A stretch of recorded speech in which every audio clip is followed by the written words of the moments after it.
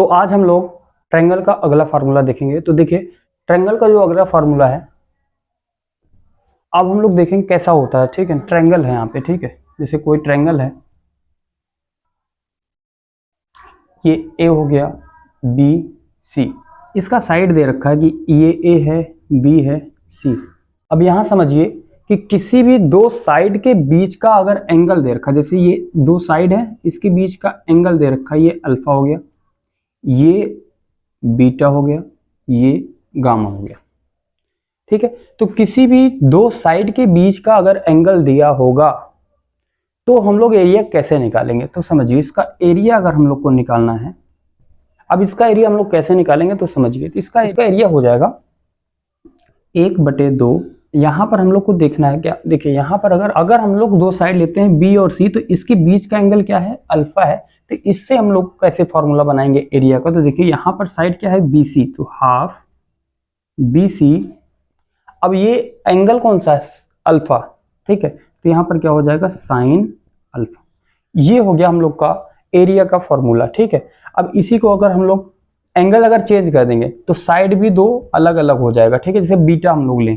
ठीक है, तो यहाँ पर साइड किसके बीच में, किस दो साइड के बीच में बीटा है, तो ए और सी। तो यहाँ पर हो जाएगा हाफ ए सी साइन, अभी हम लोगों ने लिखा था अल्फा, अब क्या हो जाएगा, बीटा इक्वल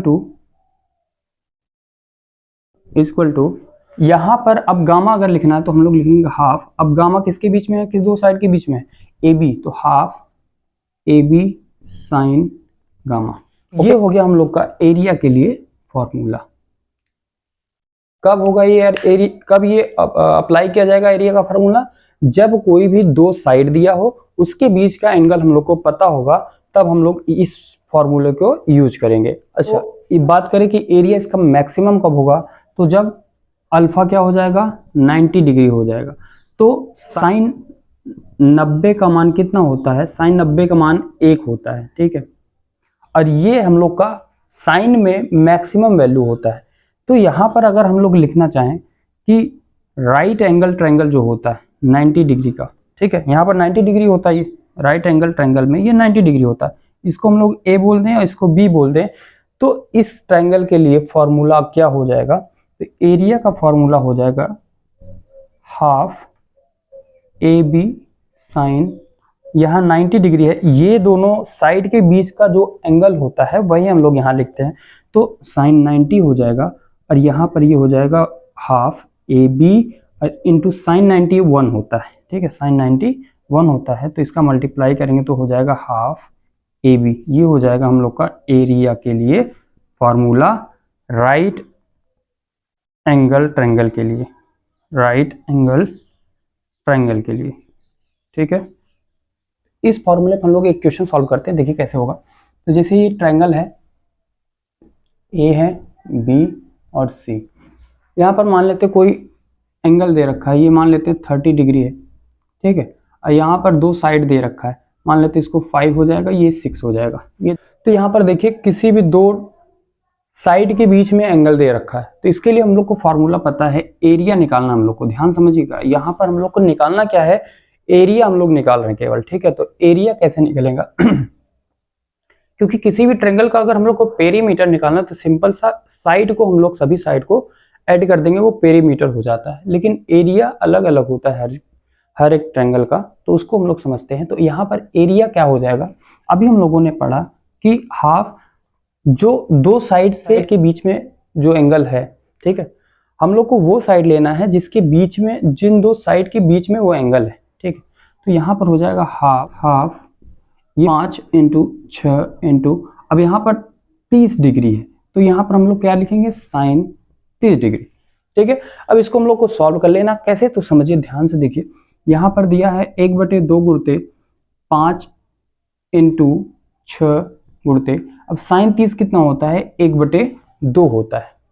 तो यहाँ पर हम लोग देखेंगे, देखिए, तो यहाँ पर इसको हम लोग काट देंगे, 2 तिहाई 6 और 5 तिहाई 15/2, इसको काट देंगे, कितना आ जाएगा, 7.5।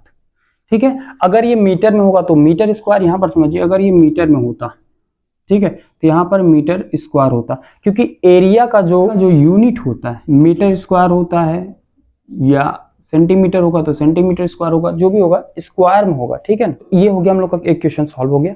अब हम लोग देखेंगे सेकेंड नंबर जो हम लोगों ने ये फॉर्मूला देखा था, एक इस पे भी हम लोग कर लेते हैं सवाल। तो देखिए कैसे, तो यहाँ पर ये क्या है, राइट एंगल ट्रायंगल है, तो इसमें हम लोग देखिए कैसे करेंगे। तो ये एक राइट एंगल ट्रायंगल है, यहाँ पर ये 90 डिग्री का बनता है, ठीक है। अब इसके बगल में जो साइड है, इन दोनों साइड को हम लोग को लिखना है। जैसे मान लेते हैं 5 है, ये 12 है और ये 90 डिग्री है, ठीक है। तो इसका हम लोग को कैसे एरिया निकालेंगे, तो एरिया हम लोग को निकालना है, तो ये हो जाएगा 1/2 × 5 × 12 × sin 90। क्या हम लोग को sin 90 यहाँ लिखना पड़ेगा? नहीं, कोई ज़रूरत नहीं, क्योंकि हम लोग को पता है, क्योंकि 90 डिग्री अगर हो जाएगा तो उसके लिए फॉर्मूला ये है। तो यहाँ पर हम लोग को ये लिखने की कोई ज़रूरत नहीं है, डायरेक्ट हम लोग लिखेंगे ये, और 2 × 12 और 6 × 5 = 30। तो ये इसका क्या आ जाएगा, एरिया आ जाएगा। अब यूनिट जो भी होगा, अगर मान लेते हैं मीटर में होगा तो यहाँ पर क्या हो जाएगा, यूनिट मीटर स्क्वायर हो जाएगा, ये इतना इसका आंसर आ जाएगा। लेकिन यहाँ पर समझिए, अगर क्वेश्चन चेंज हो जाए कि मान लेते हैं ये एंगल दे रखा है 45 डिग्री और यहाँ पर ये साइड दे रखा है और ये साइड दे रखा है, तो क्या इसको हम लोग सॉल्व कर सकते हैं? तो नहीं, बिल्कुल नहीं, क्योंकि यहाँ पर इन दोनों के बीच का हम लोग को एंगल चाहिए था और ये दूसरा एंगल दे रखा है, ठीक है। तो इस फॉर्मूले से हम लोग इसको सॉल्व नहीं कर सकते। तो ऐसे ही हम लोग को करना है, अगर किसी दो साइड के बीच का एंगल दे रखा है तो हम लोग को ये फॉर्मूला यूज कर लेना है, ठीक है। और अगर मान लेते हैं कोई भी मैक्सिमम एरिया चाहिए तो उसके लिए ये फॉर्मूला है, ये मैक्सिमम एरिया है, किसी भी ट्रायंगल का मैक्सिमम एरिया इसको बोलेंगे, ठीक है ना। तो आज हम लोगों ने ये फार्मूला सीख लिया। अब हम लोग नेक्स्ट फार्मूला देखते हैं।